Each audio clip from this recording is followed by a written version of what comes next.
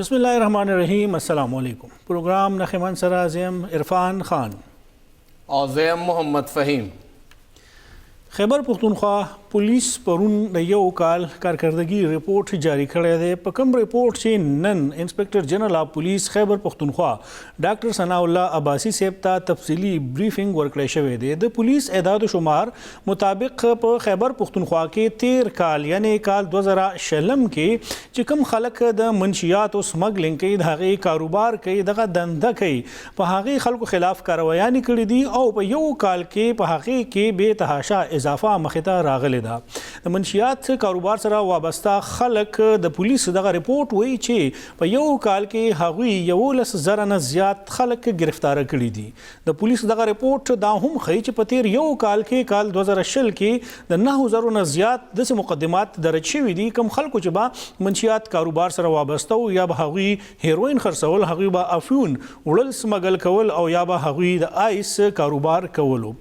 دغه ریپورت تر مخه په خیبر پختونخوا کې د پولیس دغه یو کال کاروایی دوران 15,000 کیلوګرامونه زیات چرس هغوی نیولې دي. 4,800 د شرابو بوتلې هغوی په خپل تحویل کې اغستې دي. 1,180 کیلو آیس هغوی دا نیولې دي. د کاروبار چې کوم خلکو کولو د هغوی خلاف مقدمات درج شوي دي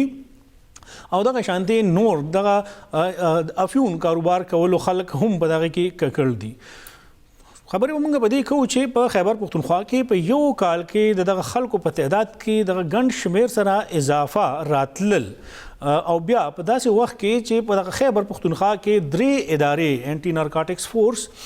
محکمه ایکسایز، ټیکسیشن اینڈ نارکوټکس او پولیس دغه 3 ادارې دغه منشیات کوونکي کاروبار کوونکو خلکو خلاف کاروایانې کوي، خو د هغې باوجود په دغه کې اضافه راځي او په هغې کې کمې نه راځي. وجوهات څه دي؟ د پولیس تفتیشي نظام کمزوری دی، قانون باندې عمل درآمد نه کیږي، انصاف ورکولو کې تاخیر کیږي، یا نور داسې وجوهات دي چې د هغې په وجه باندې دغه خلکو لاس آزاد دي، د هغوی خلکو لاس ډیر زیات اوږده دي او د هغې په وجه باندې په دغه هیواد کې په دغه سیمه کې دغه د منشیاتو استعمال ډیر زیات تیزی سره خورېږي. په کومو چې د خدشې اظهار شوی دی چې نوجوان کل په هغې کې ډیر زیات متاثره کیږي. د خیبر پختونخوا په تعلیمي درسګاو کې، خیبر پختونخوا په تعلیمي ادارو کې ډیر په تیزی سره ځوانان دغه منشیاتو دغه په نشه کې اخته کیږي او د هغې د تدارک لپاره، د هغې د مخنیوي لپاره 3 ادارې خو کار کوي، خو کمې بیا هم نه راځي. فهیم صاحب یو ډیر زیات تفصیلي ریپورت هغوی شیر کړی او نن آی جی ته هغوی بریفینګ ورکړی دی چې په یو کال کې موږ دا کاروایی کړې ده. دوه پهلو دي د پولیس که پرفارمنس دا کارکردګۍ د زه ګورم نو او هغې نه زه مطمئن یم چې ټیک دی. تیر کال په نسبت دې کال هغوی د زیاتو خلکو خلاف کاروایی وکړله. زیات هغوی 15,000 کیلوګرامه چرس د هغې څومره مالیت دی هغه مخې ته راوړل. خلک گرفتاره شو، 11,000 نه زیات خلک گرفتاره شو، 9,000 نه زیات هغوی مقدمات د هغې اندراج وکړو. دا ښه پهلو دی، کارکردګي دا پرفارمنس دی. دویم چې آیا قانون دومره سخت دی، په هغې کې سزا چې کوم تجویز شوې ده هغه ډېره سخته ده. د پولیس تفتیشي نظام چې په هغه یو تفتیش باندې پولیس 14 روپۍ خرچ کوي، هغې لپاره سرکار ته هغوی خط لیږلی دی هوم ډپارټمنټ ته چې تاسو موږ د تفتیشي نظام لپاره نورې پیسې راکوي، ځکه چې موږ د تفتیشي نظام ټیک کړو او د هغې د وجې نه زموږ ډېر کیسونه هغه موږ د هغې تحت نه رسو، هغه موږ نه په نیمه کې پاتې شي. بیا په دې کې د اضافې مختلف تاسو ته چې هغه وجوهات کیدی شي. زه چې کوم ګڼم ډېر زیات خلک چې دي نو چاته چې روزګار کم نه ملاویږي نو هغه دغه اسان روزګار بیا ومومي. ډیر زیات خلک چې دي د هغوی سره ډیر ادارې په رابطه کې او هغوی ته محفوظ لاره ورکوي. که موږ اوس چې قبایلي ضلعې کمې نه هم دي، هلته هم زموږ ټولې ادارې اکسټنډ شوي دي او د هغه ځای نه دا کومې طریقې سره راوړلی کېږي، هغې سره پولیس او خلک انوالو دي. نو اوس دا خلک او چې دا خلکو ته محفوظ لاره فراهم کیږي او دغه ادارې ورکوي او بیا دغه کاروبار ورځ په ورځ باندې په هغې کې اضافه کیږي، خو نقصان د معاشرې کیږي. او معاشره کې تاسو ته د نوجوان یا د ځوان کل خبر وکړه او بیا دغه ریپورټونه تاسو په خپل ریپورټ کړی دي چې هغه خیبر پښتونخوا په تعلیمي ادارو کې د هغې کثرت سره استعمال شروع شوی دی. ارمان صاحب دې کې دوه خبرې دي. تاسو چې کومه پهله خبره مثبت پهلو تاسو مونږ ته خو مثبت ریپورټینګ وته وایي یا پازیټیو جرنالیزم چې کوم مونږ ته یادېږي. لږ ساعت وړاندې په مردان کې هم 12,000 ګرام چرس لکه آساني صاحب 12 کیلوګرام خو لکه خبر غټ نه جوړېږي 12,000 ګرام چرس چې دي هغه نیولې شوي دي او ایکسایز ډېر بهترین کارکردګي وه او د منسټر صاحب هدایاتو په رڼا کې دا ارڅ شوي خبر کې دننه برنه پوره هره کې فالو کېږي. اخر کې هغه سچو پر ټولو نمونه خامخا لیکلي نو هغه ټول پکې لیکلي شوي او هغې نه پس یو کس ګرفتاره شو دغه نه 12,000 ګرام چرس برآمد شو. خبره دا ده چې دا یو کس چې کوم زمونږ یو دوه کسانو سره خبره شوې وه. اکثر خلک آف د ریکارډ خبره کوي آن د ریکارډ راځي هم نه یریږي. تا چې څنګه ذکر وکړه چې دومره اوږده لاسونه دي چې ډېر غټ غټ کسان د هغې نه هم یریږي نو دا کسان به څنګه د دې مخامخ راشي. چې کوم کسان نیولې کېږي چې تا ذکر وکړه چې 9,000 نه زیات مقدماتو کې د 11,000 نه زیات کسان ګرفتاره شوي دي نو اکثر خلک دا وایي چې دا هغه کسان دي کوم چې بالکل نوي وي او دا صرف دې دپاره نیولې کېږي چې پولیس ایکسایز یا انټي نارکاټک فورس بل ته دا وایي چې دا ګوره موږ دونه ښه کار وکړو دا کسان نیولي دي او کله هم چې غټ کنسایمنټ دوی وباسي نو دا ورکوټې غونتې کې یو 2-3 کسان راونیسي نو دوی هم بر نمبر جوړي شي او د هغوی هم کار په دې کې وځي. ټول نه یادومه زیاتره همدغه خلک ګیله کوي چې دا خبره دغسې راځي. بله خبره 9,000 مقدمات درج شوي دي پوره صوبه کې که موږ صرف د پیښور یو راونډ وکړو که نه او د حیات آباد نه شروع شو بل ځای نه هم نه دغه حیات آباد نه شروع شو بیا د بډابیرې حدود شو د چمکنی پورې را شو یا دېخوا داودزۍ ته لاړ شو یا ایون ښار کې دننه دغه کچیماله شوه چکهګلی شوه یا ایون بالا ماڼۍ شوه د ټولو کې به یو چکر ولګو دغه 9,000 مقدمات خو هم دلته د پیښور کې دننه پوره کېږي پوره صوبه کې دننه به څنګه پوره شي خو پولیس ته هم پته چې په چا به لاس اچو او په چا به لاس نه اچو.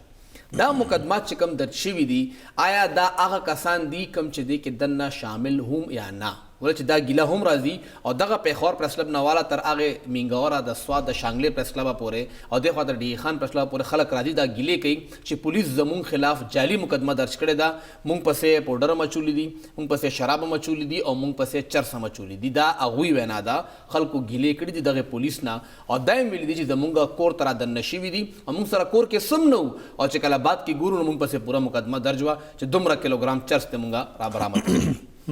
بیا چې کوم زمونږ فیلډ کې هم خلک شته دی هغوی ته هم چې کله چاپه والی شي نو اعلی معیار چې کوم سوغاتي هغه ته هغوی راوچت کي څه نور چې کوم ډپارټمنټ افسران دي هغوی ته ورسي او چې کوم دا لږ ډېر 500 کیلوګرام چې کوم چرس پاتې شوي دا هغه چې څوک ډوډي نه تحفه کې خلکو نو دوی هغه کې دا رادننه کړي چې ما څوک هسې هم نه وړي دا مونږ مخې ته راوړو. نو دا چې کوم تاسو یو سایډ یاد کړه پازیټیو سایډ د هغې مخالف سم دا دی دا کسان دی پولیس ته پته ده چې آخر دغه چې کوم د حیات آباد باونډري وال دی کم ځای کې دا مات دی او کم ځای نه کم یو کس هلته نه چرس راوړي کم یو کس هلته نه آیس راوړي کم یو کس پوډر سمګل کوي لکه موږ خیر خپله فیکټري هم لګولی شو اخو بیا یو کاروبار طرف ته موږ روان یو خو څنګه دا د حیات آباد کورونو کې چې کوم کسان په کور کې ناست دي سټوډنټان دي هغوی ته رسي د پېښور یونیورسټۍ هاسټله پورې دا خبره رسي او بیا هغه سټوډنټان چې کله علاج له ډاکټر راځي ډاکټر دا خبره کوي چې او د کسانو ته دا آیس رسي لګیا دی او واړه لکان د اف ایس سی د میټریک کسانو ته دا آیس نشه څنګه رسي او بیا دا مړي موږ ته په کورونو کې دننه ملاویږي چې لکان جنکۍ په جمع باندې ناستي دا آیس استعمالوي نو دې پولیس ته هر څه پته ده دا فګرز باندې خوشحالېدل نه دي پکار د دې انویسټیګیشن پکار دی چې آیا دا همغه کسان دیم او که نه چې چا خلاف مقدمه درج کړې ده آیا دا اوریجنل کیسز دي ولې چې د پولیس چې کم دی وخت کې دامن دی په هغې باندې هم ډېر کوېسچن مارکس دي ډېر سوالات دي چې دوی اکثر لا مضبوط کس پرېږدي او کمزوري کس راونیسي. فهم صاحب یو بنیادي خبره خو تاسو ما ووایي چېرې دغه یو معاشرتي خرابي ده چې هغه ډېر تیزۍ سره خورېږي او نوجوان نسل چې دی نو هغه د دې نه متاثر کېږي د هغې مخنیوي لپاره ټولو ادارو ته خلکو ته کېناستل پکار دي په هغې کې د میډیا څومره کردار دی څومره پورې زمونږ په دې کې برخه خپله اچولی شو چې والدین او دغه خلک به خبر هم وي او هغه د دې خبرې نه نور خبر کړي چې د هغې څه نقصانات دي دا خلک چې خلک خپل ماشومان تعلیمي ادارو ته رالیږلي دي پیښور ته د نورو ضلعو نه نو د هغوی آیا هغه څه طریقو سره پوښتنې کوي د خیبر ټیچینګ هسپتال هغه ډاکټر صاحب نوم چې هغه په خپل باندې دا ذکر کوي چې دغه استعمالونکي خلک یعنی نشي یا نشاور ادویات او دغه استعمالونکي سټوډنټس هغه مال په ګڼ شمیر کې راځي او د هغه نشي کونکو سره د هغه بیا په نفسیات باندې ډیر زیات اثر شوی دی دغه سټوډنټس چې هغه ته په خبر کې پراته دي والدین او بلکې زبردوم ذکر وکم چې هغه د خیبر پختونخوا د پیښور کم اهمه ادارې دي د هغه باقاعده نمونه غوښتي دي چې د دې سټوډنټس ماته راځي او باقي کې فیمیل سټوډنټس هم زیات دي او د هغه شره کې اضافه را روانه ده سوال دا چې دغه تعلیمي ادارو ته دا څوک ورکوي ځکه چې اویلیبিলিټي زیاته ده د یو ان کس خبر دی زه تاسو لږ ذکر وکم د یو ان او ډي سي یو ریپورت ته د اقوام متحده هغه اداره چې په دغه کار کوي د هغه یو دا ریپورت ته چې چونکې زمونږ بارډر زمونږ سرحد د افغانستان سره دی او بیا د خوا د قبایلی سیمې دي هغه ډېر په اسانه سره د خیبر پختونخوا په لار باندې د ملک نور برخو کې خوريږي دا غي په وجه باندې چې چونکې دا خیبر پختونخوا ته راوړي نو بیا دې ځکه دا نور هم په تیزی سره خلک خواره کی ځکه چې دې په کاروبار کې فائدہ ډېر زیاته ده ما تاسو ته لږ فګر وي 15000 صدپاسه کیلوګرام چرس هغه چې موږ دا په یو کال کې نیولې دي په یو کال کې ما بیا دا اکټیویټي ونه کتله چې دا 15000 کیلوګرام چرس دا پولیس ضایع کړي دای سوځولي دا چرس چرته لاړل کدا پولیس واپس خرڅ کړي دي کدا پولیس خبره کوي اسه ازامشن یا اسه هغه کو کنه مفروضو باندې خبره کو ان کیس کدا پولیس ضایع کړي دي نو موږ هغه ویډیو چرته ونه کتله ځکه چې یو کس یا یو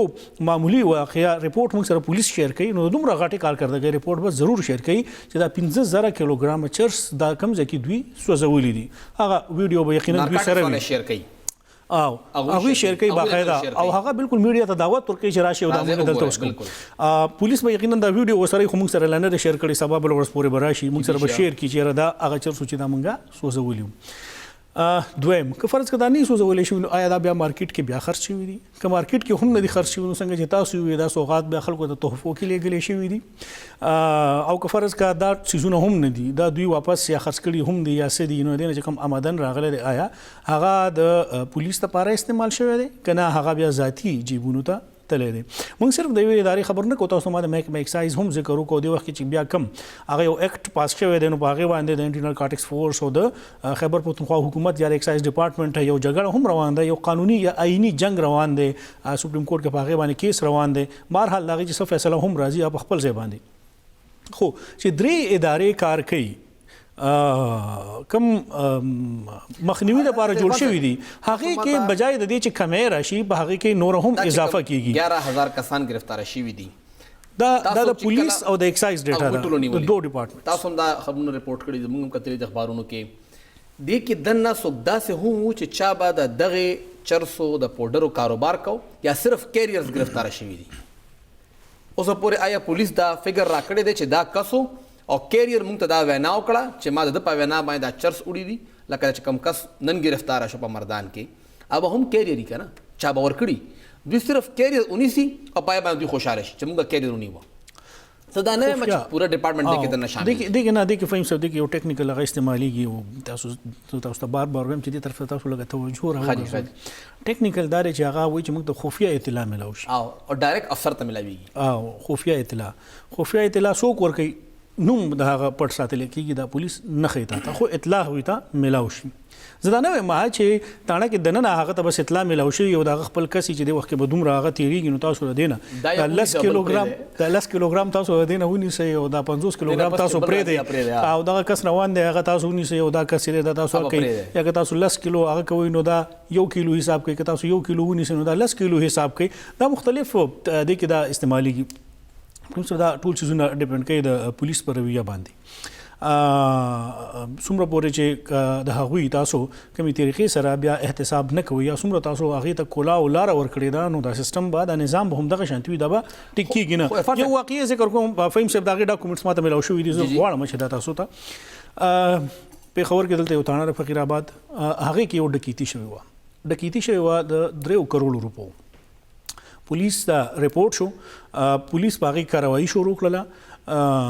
3 کروڑ روپو ډکیتي شوې وه 50 لک روپۍ په هغې کې ریکور شوې هغه مالک ته ورکړلې شوې، باقي چې کومې پیسې وي هغه اوسه پورې نه دي ریکور شوي. 11 ملزمان په هغې کې وو چې 15 یا 6 کسان پای کې ګرفتاره شوي دي، نور کسان نشته. هغه کس پرایم منسټر سټیزن پورټل باندې شکایت وکړو، هغه بیا راغی آی جی ته، آی جی بیا سی سی پی او ته مارکو، سی سی پی او بیا کنسرن تاڼې ته مارکو، کومه چې د فقیرآباد تاڼه ده. 2.5 کروڑ روپۍ په هغې کې غیبي دي او په هغې کې یو ایس ایچ او او د هغه سره چې الته یا ملوث 2-3 پولیس اهلکارانو هغه په دغه واقعه کې و چې ملوث دي. آی جی صاحب هم کنفرم کړی، سی سی پی او صاحب هم وایي د هغې انکوایري شروع شوې ده. په یو ډکیتۍ کیس کې 2-3 پولیس اهلکارانو 2.5 کروڑ روپۍ غیبي کړي دي، د هغې پته نه لګي. او د دې نه هم د مزې خبره چې کوم مرکزي کس و چې چا وایي دغه ډکیتي کړې وه، نو همدغه پولیس هغې له محفوظ لاره ورکړې ده، هغې رسولې د پنجاب ته، او د پنجاب نه بیا تلې بهر ملک ته. خو چې کله دغه سیستم وي، کله دغه نظام وي، او بیا موږ پولیس ایکټ پاس کړی دی په کال 2019 کې، او بیا موږ په صوبایي سطح یا د ضلعو په سطح باندې د پولیس خلاف چې کوم کمپلینټ کوي، موږ اوسه پورې هغه څیزونه ونه کړل. او دویم اخري فهیم صاحب چې کوم کس ظلم کوي، موږ د یو ډپارټمنټ خبره نه کوو، د مختلفو هغه خبره کوو، یا د یو ډپارټمنټ تاسو احتساب کول غواړئ، د یو کس احتساب کول غواړئ، او تاسو د هغه لپاره احتساب کمیټي جوړوئ، او د هغې مشر هم د هغه ډپارټمنټ خلک کوي، نو به څنګه د هغه احتساب کوي؟ مثال خبره ستاسو احتساب دی، یا تاسو زما احتساب کول غواړئ او ستاسو په مشرۍ کمیټي جوړه شي، تاسو به څنګه زما احتساب کوئ؟ ته به بالکل ماته سیف سایډ راکړې، ته به ماته بالکل محفوظ لاره راکړې، او ته به ماته بالکل محفوظ لاره راکړې چې دا خو زما کولیګ دی او دا په دې لاره دي. خو بهرحال د دې لپاره چې صرف په دې باندې برید تاول نه دي پکار چې مونږه مردان کې یو کس ونیوه او هغه سره 12 کیلو چرس دي. دا کس مردان ته څنګه ورسېده؟ د پیښور نه هغه رسېده، ټولو نه اول چې هغه په کم ځای کې دا ګاډی لوډ کو، هغه ځای کې دا چرس څنګه و، د هغې تاڼې ایس ایچ او، د هغې تاڼې محرر یا د هغې ځای چې کوم ای ایس آی دی، د هغه نه تپوس پکار دی. بیا چې په کومه لاره باندې تېرېده او مردانه پورې یا نوښار ته هغه رسېده، نو هغه ټول لاره کې چې څومره چوکۍ دي د هغې نه دی تېر شوي څنګه دی، دا ټول نه تپوس پکار چې تپوس وشي، نو بیا به کار کېږي. دوی هغې باندې برید ته وکړي چې موږ اف آی آر درج کړو. تاسو ته مو فهیم صاحب تپوس به څوک کوي؟ دا څیزونه تاسو ټول ډیوایډ کړي، تقسیم کړي دي. پولیس د خپل طرف نه لګیا دی، انټي نارکوټکس فورس خپل طرف نه لګیا دی، ایکسایز خپل طرف نه لګیا دی. آیا یو جاینټ میټینګ په دې کې کله شوی دی چې یاره ستا کوم حدود دي، ته څنګه کار کوې، د چرسو خلاف ته هم کار کوې، د چرسو خلاف ته هم کار کوې، هغه هم کار کوي، او بیا هم په دې کې کمی نه راځي. کمی چېرته دی، بې شی چېرته دی، څه کول پکار دي، د دې دا لاره څنګه نیول پکار دي چې تاسو په دې دومره د هیومن ریسورس تاسو سره شته، تاسو دومره بجټ په دې باندې خرچ کوئ، د ګاډو په مت کې تاسو په دې باندې هر کال که هغه پولیس دی، که هغه ایکسایز اینډ ټیکسیشن دی، که هغه نارکوټکس فورس دی، تاسو اربونه روپۍ خرچ کوئ، تنخواګانې تاسو ورکوئ، مراعات تاسو ورکوئ، او بل طرف ته حال دا دی چې باغي کمی نه راځي او دغه سیز ډېر تیزۍ سره خورېږي. بهرحال خبره یا موږ چې کوم طرف ته توجه راګرځول، نو هغه اصلاح وه چې کینی دغه مشران او د دې یو حل راوباسي چې 3 ادارې به د دې مخنیوی څنګه کوي. کار خو کوي فهم صاحب، مخنیوی د دغه کاروبار کوونکو خلکو خلاف یو ګرینډ اپریشن چې هغه بالکل ختم شي. امید ساتو چې ختم بشي. وړه شانته ماخلو.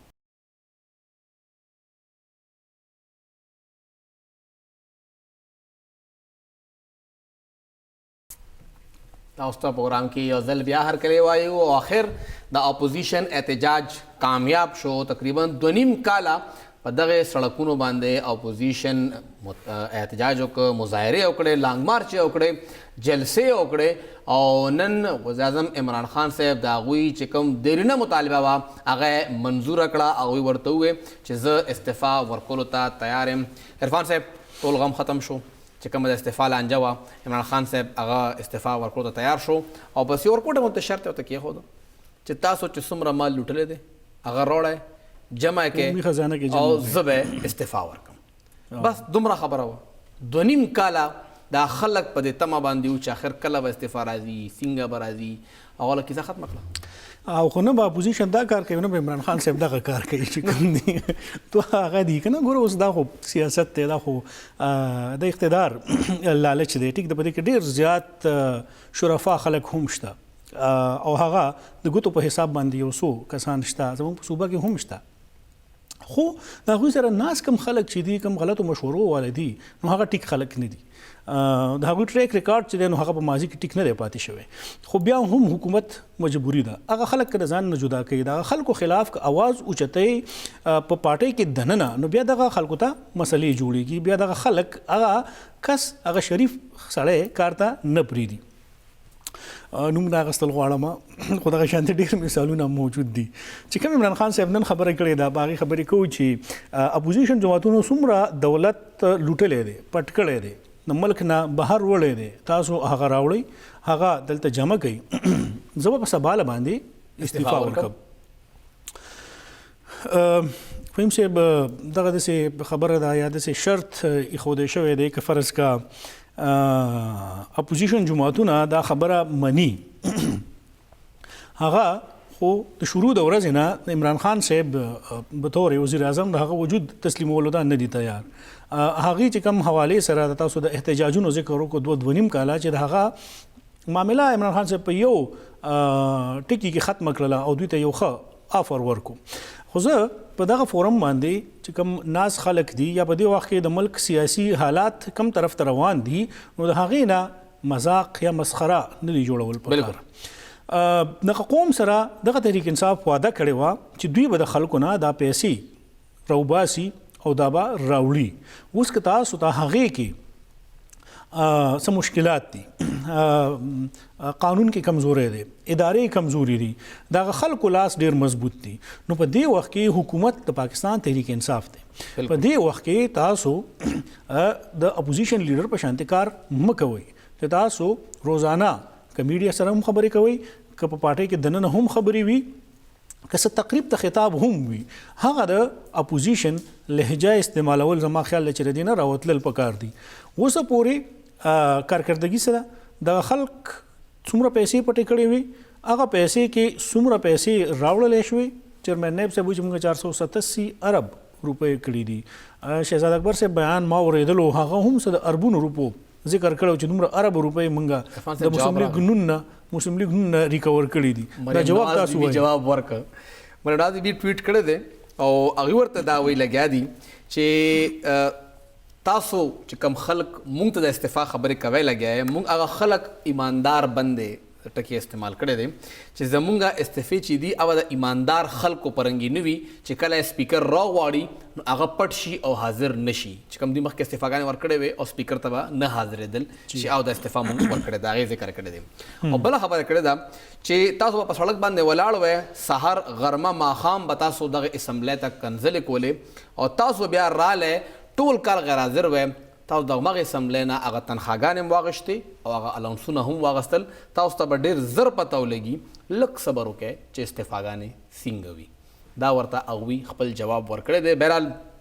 عمران خان صاحب هم خپل حق لره چې هغه خبره وکړي او دوی هم حق لره خو بیا د هغې بله خبره کړې وه چې دوی به اپوزیشن به مخکې ویل چې سینټ انتخابات نه مخکې به حکومت نه وي او اوس اپوزیشن تاسو ته د سینټ چې کوم فایدې دي یا د هغې چې کوم خلکو ته وایي که چې د یک فایده څه ده هغه خلکو ته اوس شمارل شروع کړي دي چې دا د سینټ انتخاباتو فایده را ځکه موږ دوی کې دننه حصه اخلو لګیا یو نو دا د دوی حل دی چې دوی د خپلې خبرې نه بار بار منکریږي لګیا دي ټویټر باندې دا جنګ شروع دی یو کس ټویټ کوي بیا بل کوي خپلو کې بس صاحب تاسو ته مخکې هم ویلي وو چې کوم اپوزیشن راوتي په سړکونو باندې احتجاج کوي یا هغې مطالبه کوي نو ولې به تحریک انصاف یا عمران خان صاحب د اپوزیشن په مطالبه باندې یا د هغې په خوښه باندې استعفا ورکوي ولې به هغه اسمبلی تحلیل کوي آیا چې کوم آئینی مدت دی یا په هغې کې کوم وخت ورکړی شوی دی 15 کاله به پوره کوي 15 کاله او آیا که اپوزیشن څومره هم خپل آئینی قانوني او جمهوري هغوی ته کوم حق حاصل دی هغه استعمالی که هغه په سړکونو باندې راوتلي پر امن احتجاج کوي که هغه په قومي اسمبلی کې د عدم اعتماد تحریک راوړلو په صورت کې دوی خپل جمهوري حق استعمالولو کوشش کوي هغه ټول حق دوی ته حاصل دی د هغې نه دوی چا تړلي نه دي چا نیولي نه دي خو کم طرف ته چې بیا د دوی اشاره ده یا کم طرف نه دوی توقع تمه ظاهروي یا خلکو ته ریکویسټ کوي یا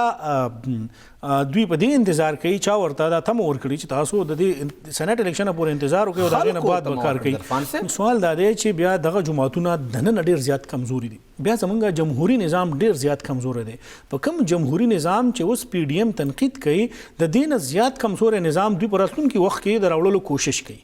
ځکه چې هغه وخت کې که تاسو په تېرو وختونو کې د اسټابلیشمنټ سهاره څوک جوړ شوي دي او هغوی دغه غلطیانې کړي دي. نواز شریف صاحب استعمال شوی دی د پاکستان پیپلز پارټۍ حکومت خلاف، هغوی پیسې تقسیم کړي دي په سیاستدانانو کې چې حکومت ختم شي. چانګا مانګا سیاست مخې ته راغلی دی چې ایم پی ایز به په هلیکاپټرو کې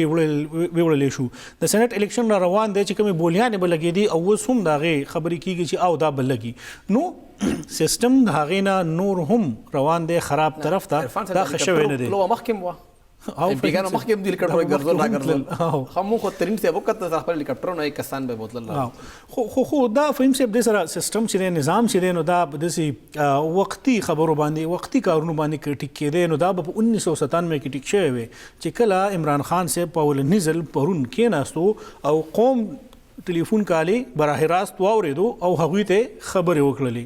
دا کار نواز شریف صاحب په 1997 کې کړو. همدغه کار یوسف رضا ګیلانی صاحب په 2011 کې کړو. سوال دا دی چې بدل څه شو که موږ د 1997 موازنه کوو د 2021 سره، نو آیا په 40 کاله بعد زمونږ پرایم منسټر هغه کار کوي کوم چې 40 کاله مخکې پرایم منسټر کړو، کوم چې 10 کاله مخکې پرایم منسټر کړو؟ فرق څه دی؟ هغه د پیپلز پارټۍ پرایم منسټر و، هغه د مسلم لیگ نون پرایم منسټر و، دا د پاکستان تحریک انصاف پرایم منسټر دی. نو ماته خو بدلون نه ښکاري. جمهوري جماعتونه کالونه مټول پلانټډو د وخت کې عام خلکو کال کړي دي، عام ولسو هغه ته فون کال کړي دي، هغه ته سخت کوېسچن کړي دي او خان صاحب بیا جوابونه ورکړي دي. د هغه وخت کې او د وخت کې یکسانیت دا دی چې اډوایس هغه وخت هم چې چا ورکړو اوس هم هماغه کس اډوایس ورکړي دي او مشرف صاحب ته هم هماغه کس اډوایس ورکړو. خو چې کوم مخکله خبره خلک وي چې دا وا چې کله هغه دا اډوایس نواز شریف صاحب لورکړ دا هیڅ وخت پس هغه وزیر اعظم پاتې نشو. چې کله هغوی دا اډوایس مشرف صاحب له ورکړه نو د هغې څه موده پس هغه هم صدر پاتې نه شو او اوس هغوی دا اډوایس عمران خان صاحب له ورکړه نو خدای دې خیر وکړي چې د خپل دا 15 کاله مدت پوره کړي. دوه خبرې دي مهم. تاسو ما شروع کې اشارو کې یو ذکر وکړو خو تاسو پوه نه شوئ، تاسو غواړئ چې زه دا خبره بس وکړم. زه په اشارو کې خبره وکړم، نو مقصد دا چې زه ډېره په ډاګه باندې خبره ونه کړم. دوه طبقې بلکې داسې دي یا زه پکې درېیمه هم یاد کړم چې هغه هر وخت په مزو کې څه خلک په هغې کې هر وخت په مزو کې. یو طبقه صحافیانو ده چې کم نه خاندې به نه که نه، یو طبقه به هغې کې د صحافیانو چې کم حکومت هم راځي، که مسلم لیگ، پیپلز پارټي، اے این پی، پاکستان تحریک انصاف، جے یو آئی، نو هغې به هر حکومت کې مزي. یو څو صحافیان دي، یو څو بیروکراسي کې هم دغه شانتې څه خلک شته چې د هغوی په هر حکومت کې مزي او په هر حکومت کې هغوی په ښه عهدې باندې او هر حکومت ته همدغه خلک هغه مشورې ورکوي. خو هغه ته اوس ته ما وایي چې دغه ټریک ریکارډ چې دی نو هغه یو داستان وي، خو د هغې د کتلو چې هغه شانتې کوشش نه کړی. او په دې کې سره لږ ډېر حده پورې بیا پولیس هم، خو پولیس چونکې براح راست دغه پالیټیشن سره داسې رابطه نه وي نو هغه پکې لږ 50-50 شامل دي. دوه طبقې تاسو تاسو کومه تاسو ته مو وي چې اوریدلې مې دي نیب هم څه قرباني غواړي د بیروکراسي نه خیبر پښتونخوا کې. دا رښتیا خبره ده؟ بهرحال دا راتلونکي وختونو کې پته ولګي. خو تاسو ته وایي داستان قربان کې وایي داستان ډېر زیات پراته دي او ډېر مهمه څوکۍ باندې چې دا وخت کې کم یو بیوروکریټ ناست دی، مهمه څوکۍ باندې قرباني غواړي، مطلب بیوروکریټ ناست دی نو د هغه قرباني غواړي. خو د هغه لینکس ډېر زیات مضبوط دي، د هغه لینکس چې نو هغه وفاق سره دي او دومره په اسانه باندې زما نه دی خیال چې کومې قرباني غوښتې ده. هغه چې د وخت نه مخکې قرباني وشي، خو زما نه دی خیال چې هغه به وشي. کوم طرف ته چې زمونږ اشاره ده ګورو چې نیب څومره بیا با اختیاره دی او آیا هغه دلته څوک قرباني ګټونه جوړېږي. تاسو ته پته را او موږ ته هم پته را، خو بهرحال تاسو غواړئ چې زه اوس دغه کوم مهمه څوکۍ باندې ناست بیوروکریټ دی هغه خو نوم نه اخیستل غواړم. نوم یې مه اخلئ او اشاره مه کوئ. موږ ته پته را چې د هغه دومره مضبوطې څه ورته وایي کانټیکټس دي چې بلکل داسې پنجې ګیرې دي چې صوبه او وفاق دواړه پکې ګیرېږي. نو بیا په خاموشه ښیو او یو وړه شان دمه اخلو او بیا به یوه خوشخبري ستاسو مخې ته راوړو د خیبر پښتونخوا حوالې سره. مشرق ټي وي سره اوسئ.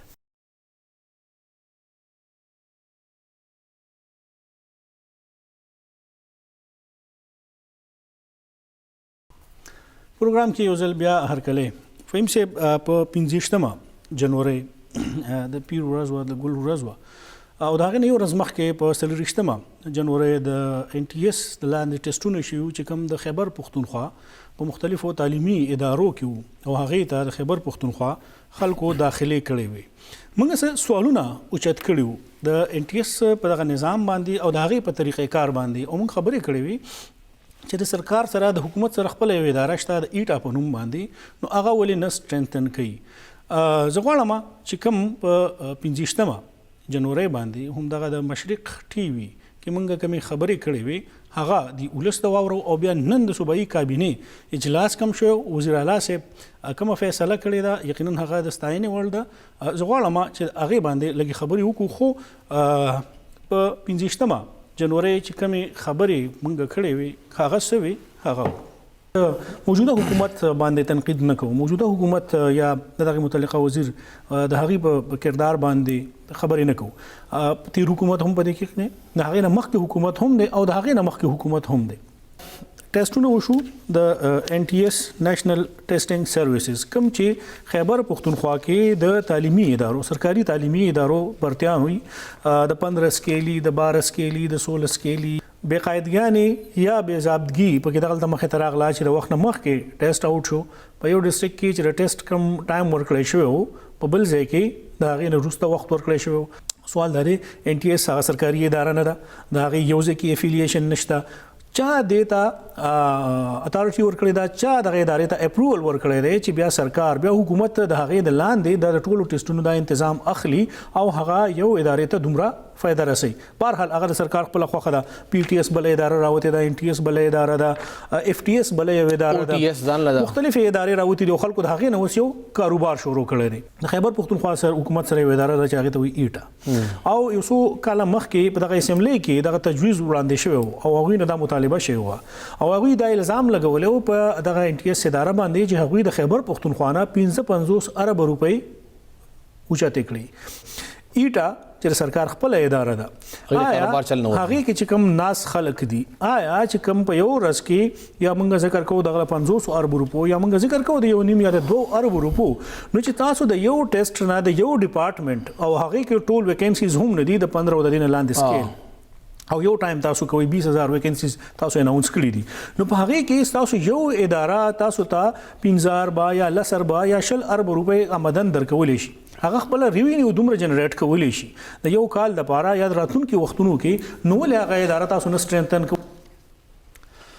فهم صاحب تاسو ورته چې کوم د سرکار خپل ادارې دي او هغه د هغې نه ډیره زیاته فایده اخیستی شي هغه صوبې ته ډیره زیاته فایده ورکولی شي یقینا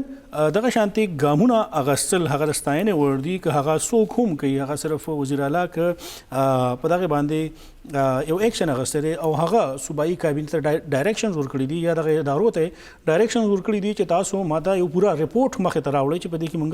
څه کولی شو. یقینا دغه شانتي ګامونه خپل وزیرانو ته هم پکار دي چې سفارشات حکومت ته ورکړي او هغه په راتلونکي وخت کې د صوبې د فایدې ثابت شي. عرفان صاحب دې کې دوه خبرې دي. یو خو چې کوم تیر دور NTS روډ زه به دا یم چې هغه هم یو ښه ګام په دا خبره نه وه چې تاسو د سرکار او پرایویټ سیکټر خپلو کې مقابله تاسو راوړی ښه کار چې سرکار کس کوي نو سرکار له ورکوي چې ښه کار بهرنی کس کوي بهر له ټیکه ورکوي دواړو مقابله راله او همدې ته مونږ یو کمپټیشن لیول وایو. خو ایټا بالکل کینول چې هغه څه کولی نه شي او NTS به هر څه کوي یا چې ته بله اداره OTS یا PTS چې کوم هم ده هغې له مونږ ټوله ټیکې ورکو نو دا هم بیا غلطه وه. اوس مقابله کې تاسو ایټا لږ مضبوطه کوي ورته نو چې کوم یو پرایویټ فرم دی اب هم دا وایي چې اوس به زم مقابله کوم زه به هم اوس هغه معیار راوړم کوم چې د سرکار معیار دی هغې نه به زه بر راځم هلې به ټیکه میلاوي زه ماته نشي میلاوی دی هغې کې به هغوی پیپرې هم ښه جوړوي هغې کې به هغوی چې کوم کسان ځان سره ساتي انویجیلیټرز هغې له به هم ښه پیسې ورکوي او ښه کسان ښه رویې سره به هم وي. دا طریقه کار به څنګه وي څوک به څنګه سفارشات راوړي دې باره کې کمانډ بنګش صاحب خبرې کړي دي کوم چې ترجمان دی د خیبر پختونخوا حکومت او د اطلاعاتو حوالې سره د وزیر اعلی معاون خصوصي دی. تاسو مورئ چې نن کابینه کې چې کومې خبرې شوي دي دغه ټیسټینګ ایجنسۍ حوالې سره هغې کې څه فیصله شوې ده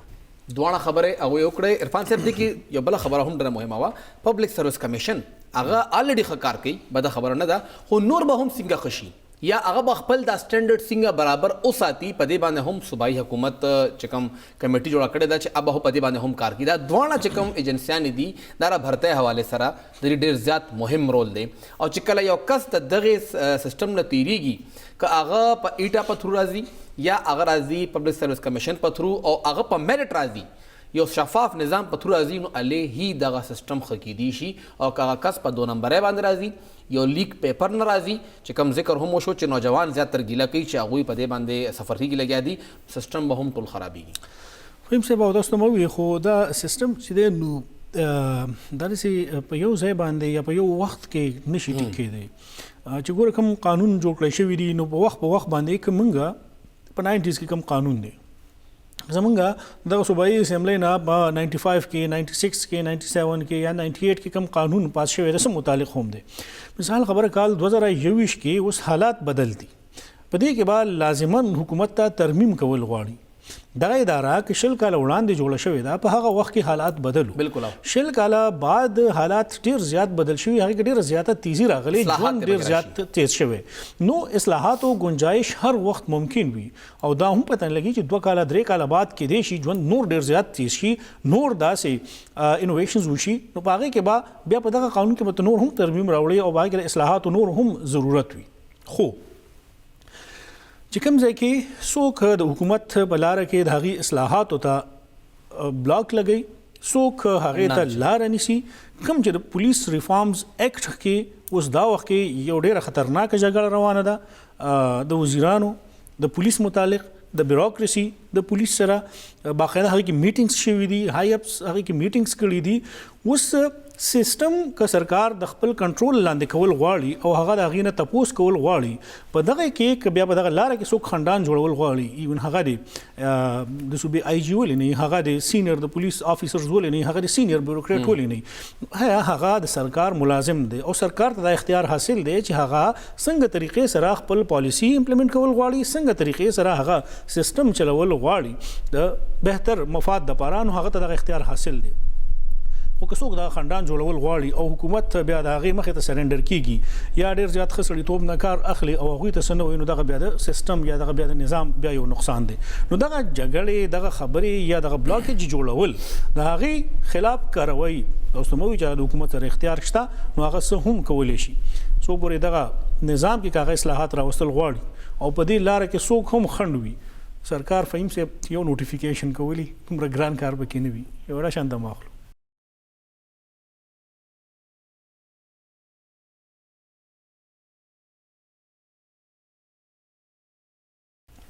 اوس ته پروګرام کې یو ځل بیا هرکلی وایو. عرفان صاحب یو مشکل وخو تقریبا کال نه زیات وشو چې مونږ وکتل ووهان کې کرونا وایرس مخې ته راغلی پاکستان ته دا مارچ کې راغلی او اوس مونږ فروری کې یو تقریبا 11 میاشتې انتهایی سخت تیرې شوې په دغه ملک باندې هم او مونږ د کې سخت ترین لاک ډاون هم وکړو او مونږ د کې خلک کور کې لیمیټډ شوي یو کرفی صورتحال مونږ وکړو. اټلی کې چې کوم حالاتو بیا لندن برطانیه اوس هم دنه افیکټډ ده ساوث افریقا اوس هم دغه نه افیکټډ ده انډیا او بیا پسې امریکا هم. خو بهرحال امریکې خپل انتخابات هم وکړل سیستم مخکې روان شو او اوس کرونا ویکسین کم چې د چین طرف نه پاکستان ته گفت شوی دی یا عطیه شوی دی هغې نن ویکسینیشن آغاز وشو. د آغاز وزیر اعظم عمران خان صاحب وکړ او چې کله هغوی دا آغاز کو نو هغوی لږې خبرې هم وکړې او خطاب هم وکړه نو که د هغې خبرې لږې موږ وورو چې عمران خان صاحب نن د کرونا ویکسین چې کوم آغاز وشو ویکسینیشن شروع شو پاکستان کې د حوالې سره هغوی څه وینا وکړه. لاک ډاون باندې خبره کوله عرفان صاحب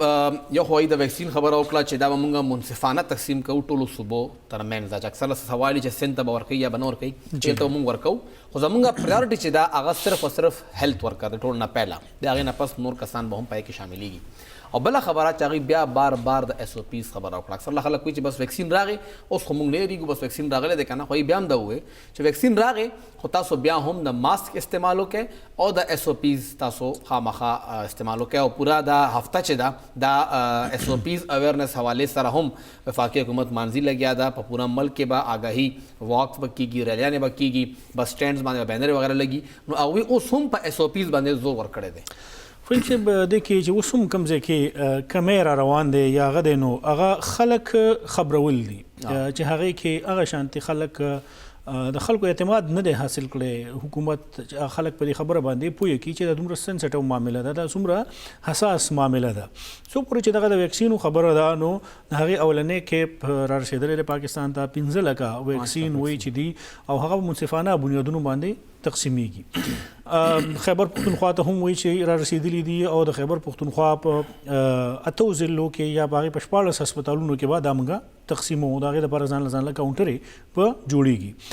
دا به بیا حکومت خلکو ته وایي چې د خیبر پختونخوا په کومو هسپتالونو کې دغه ویکسین هغوی ته ملاویدی شي د پیښور غټ هسپتالونو کې لیډ ریډینګ هسپتال خیبر ټیچینګ هسپتال او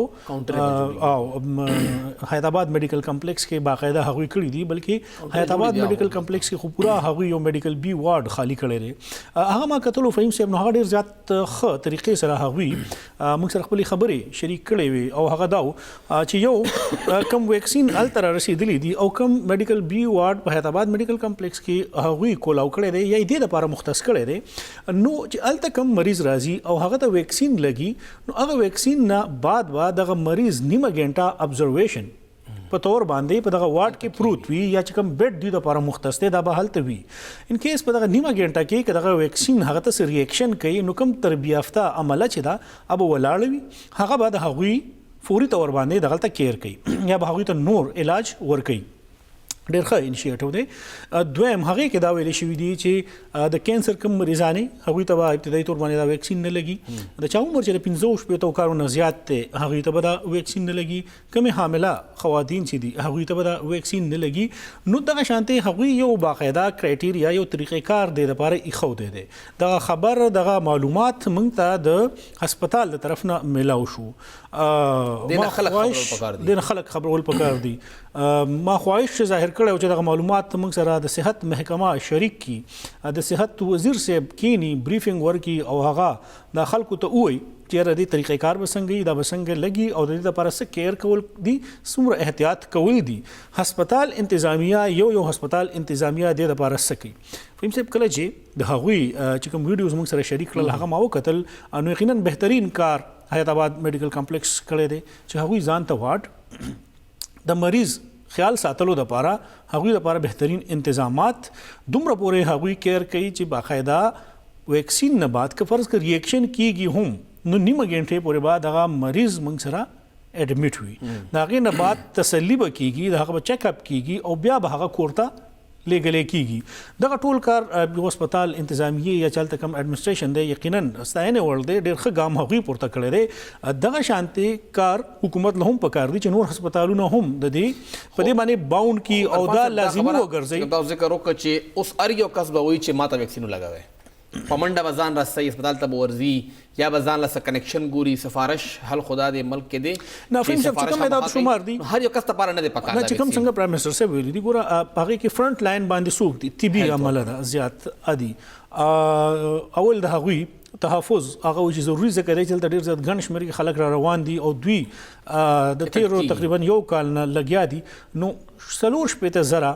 یعنی 64,000 طبي عمله ډیټا راوځي شوې ده چې په مختلفو هسپتالونو کې دي نو اول به هغه وشي دوی ته موږ لګو دویم کیپ چې راځي نو موږ به بیا په دې کې نور خلک هم شاملو نو بهرحال دغه طریقې کار د هغې لپاره خپل شوی دی خو اولنی کیپ کې یا په اولنی مرحله کې چې کوم ویکسین هغه ته ملاویږي کوم زمونږ طبي عمله ده نو هغه موږ سره د هغې نه زیات را روان دي او موږ سره دغه کیپاسټي شته او چې هغه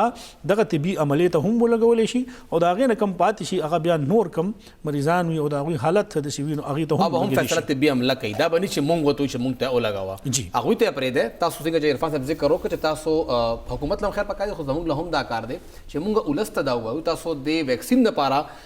ځان مه رسوئ چې چاته ضرورت وي هلته طبي عمله ده ډاکټر دی هغه به فیصله کوي چې او دا دوی موږ د کس ته ولګوو یا نه نو تاسو اوس هم ډاډه مو اوسئ